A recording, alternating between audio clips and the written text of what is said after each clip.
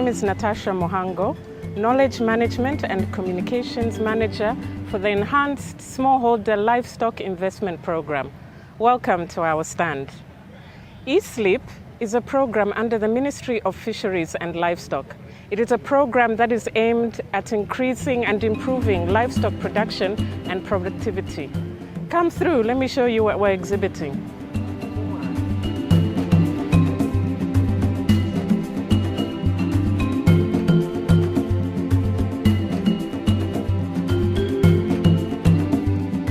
As ESLIP, we have been promoting forage and forage seed production as well as forage and pasture seed production.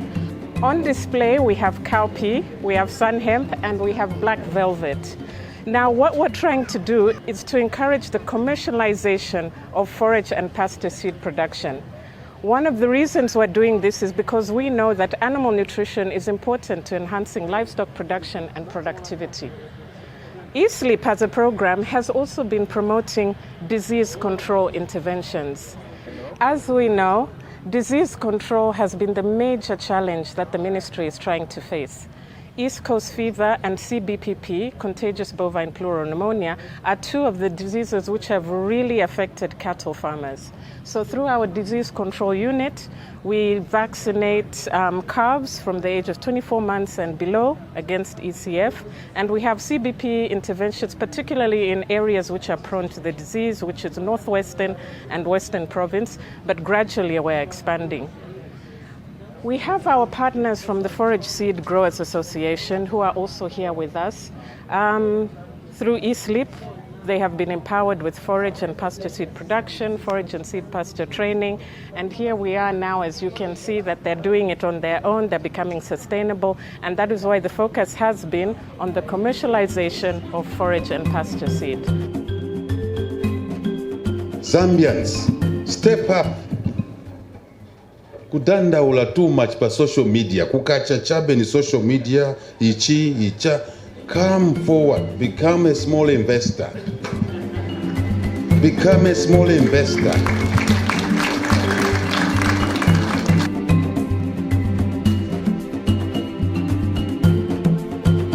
Forage Seed Association, we started with, we were trained in Palavana. After training, we started growing the seeds. It started in 2018.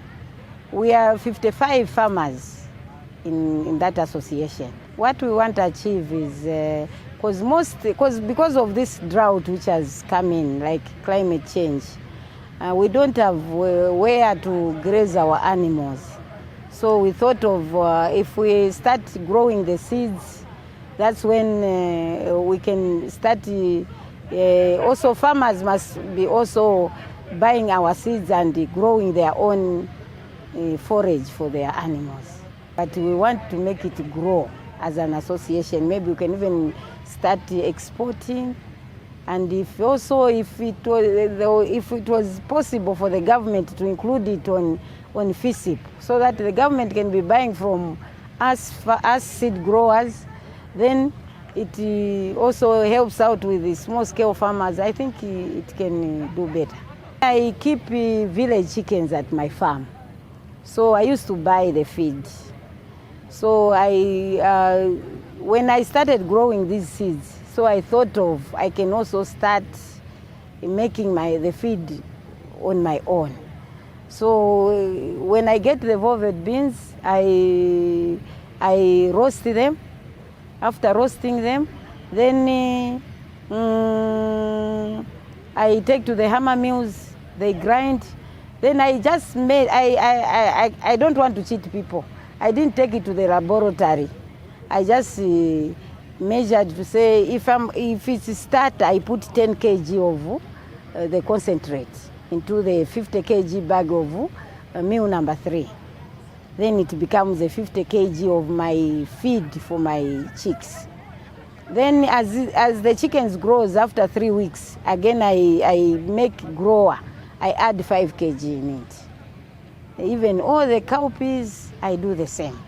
So I don't buy feed, I just use the same. I don't want anyone to take me to court to say, you have started making your own feed, but that's the feed I make. there was a demand for forage seed on the market in Zambia. So this concept was fairly new under the ministry. So we have 55 seed growers that were identified across the country, and these growers were supported with forage seed for startup. So after that seed is produced and multiplied, the project buys back that seed from them, and this is the seed that is now distributed for free to other farmers across the country. So in addition to the forage seed that they have been given, the program is also facilitating market linkages for this association to other players in the market.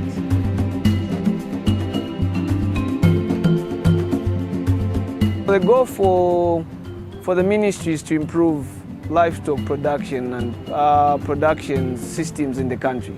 So for households that have been stocked with livestock, the idea is that you improve their household income and nutrition through the livestock that you have provided through E-SLIP by consuming some of the livestock, the offsprings of the livestock that has been taken from, that has been produced through the livestock which was initially placed, because the livestock is given on a person scheme.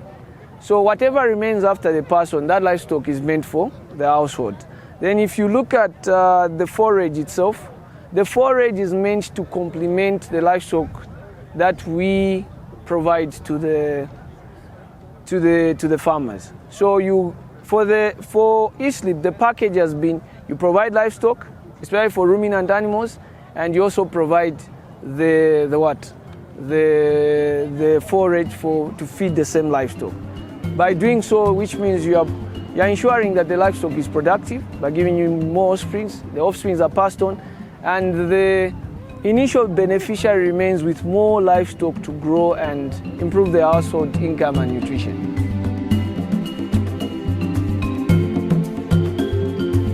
It is important that farmers observe the plan of nutrition for their animals, because prevention of diseases is an all-encompassing system in an animal. An animal that is malnourished will not put an adequate fight for diseases that come into the animal. It will easily go down with diseases because it does not have the capacity to develop an immunity that fights diseases. It is therefore important that any time of the year, the plan of nutrition for animals is well taken care of. Therefore, we encourage farmers to grow pastures for their animals, to feed their animals at the time of deficit, such that when the natural pastures are devoid of nutritious feed, they have feed that they can give to the animals at that time, so that animals have a maintained nutritional balance in their diet. This is very important, not only for the weight gains of the animals, but also for them to fight disease, which is quite devastating for most of the farmers that lose animals during times of less nutrition. Therefore, I encourage farmers to go ahead and learn the way pasture is grown from fellow farmers that we have seen around the country that have developed pasture growing systems in their enterprises.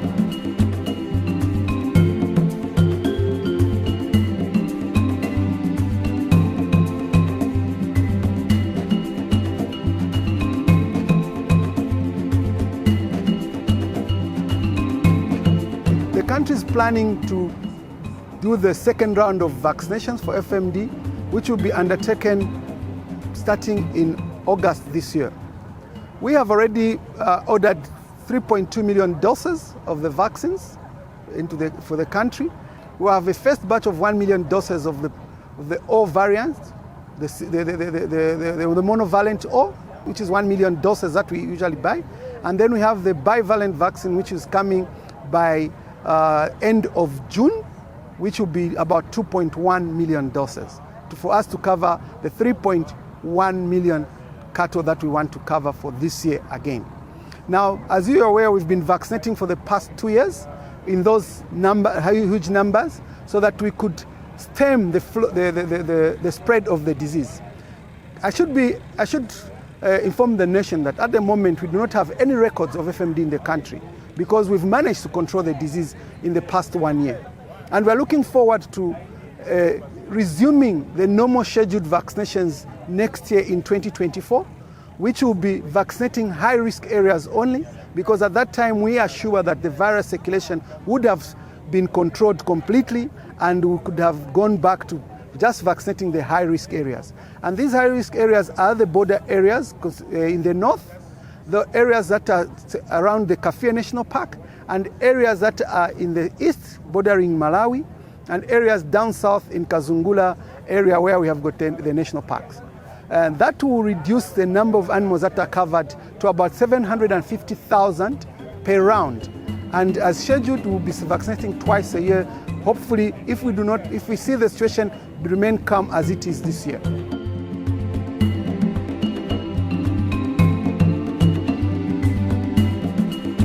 The project has been supporting farmers across the country with forage seed for production. So we have about 85,000 farmers that have been given forage seed of different varieties for production. So the varieties that the farmers have been supported with include sun hemp, stylo, forage sorghum, some velvet beans, as well as cowpea and pigeon peas.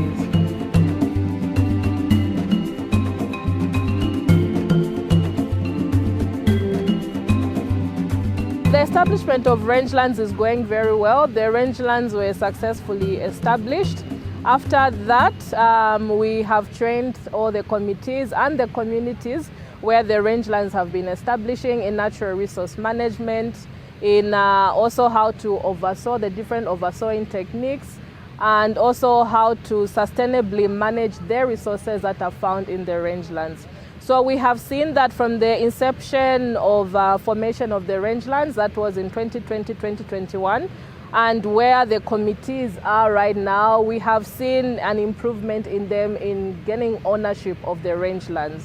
We have also seen involvement of the traditional leaders in the rangelands, because things to do with rotational grazing and other management practices are being supported by the local leadership as well. So as a program, it is great to see that there is a change in the mindset of the farmers where natural resource management is concerned. And in addition to that, our committees have also, registered as cooperatives. So they're able to stand on their own, and they're also able to gain access to funds from other projects, as well as projects within running in their communities where they'll be able to apply and they'll be able to do different business ventures, and then that would be a sustainable way for them to still be on their own even after ESLIP is gone. Most of the farmers that were supported with forage seed, even as early as the 2019-2020 farming seasons, are still in production because they have seen the benefits that come from growing pastures and also feeding pastures to their livestock. Because when you're a farmer, the biggest challenge that you have on your farm is the cost of production. The cost of production, you find that 60-70% of the production costs on the farm come from feeding your livestock. So if you're growing your fodder, if you're growing your crops on the farm, you'll be able to feed your livestock even during the dry months when feed availability is insufficient for livestock. So for them, that alleviates the challenge, and it also ensures that your livestock will be in good condition, and also productivity will continue during the dry months of the year.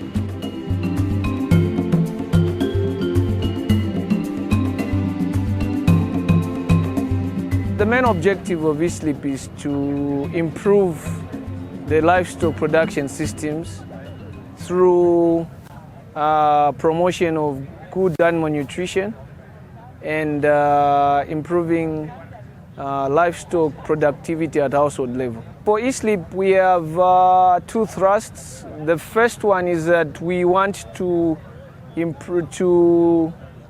control diseases. That is East Coast fever and contagious bovine pleural pneumonia. So the idea is that as we reduce the diseases, we are improving the quality of livestock that can give us quality livestock products. And additionally, the other objective of ESLIP is also to improve the productivity through improved nutrition. In that vein, we promote forage production, as well as provides livestock to smallholder farmers at household level, so that we can improve the nutrition and food security in the communities around Zambia. For this year's Agritech Expo,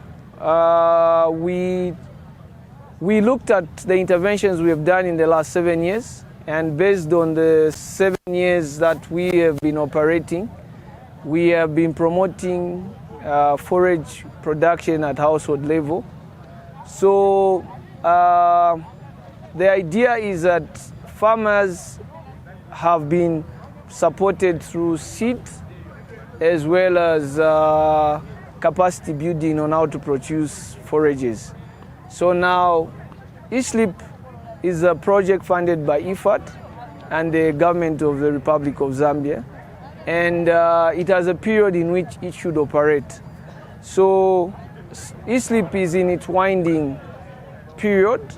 So for purposes of sustainability, we have looked at the fact that we need to understand how much of the efforts of government through E-SLIP that have helped to help farmers to adopt practices which will bring about forage growing as a way to improve livestock nutrition. So for the farming season 2022-2023, we never provided seed to our farmers so that we could see how much of the farmers have grown the forage without support from E-SLIP. Entailing that if they have grown, which means they have adopted the technology. And looking at that fact and the information that is coming from the field, we've noted that a number of farmers have adopted through them planting without support from government or through E-SLIP. Okay, so for the Agritech, we basically focused on just adoption of forage. So we are exhibiting, or we are exposing our farmers to how forages can grow under optimum or reasonable management requirements in order for it to come to a point where we can have them appreciate the whole thing of growing forages to improve their livestock productivity.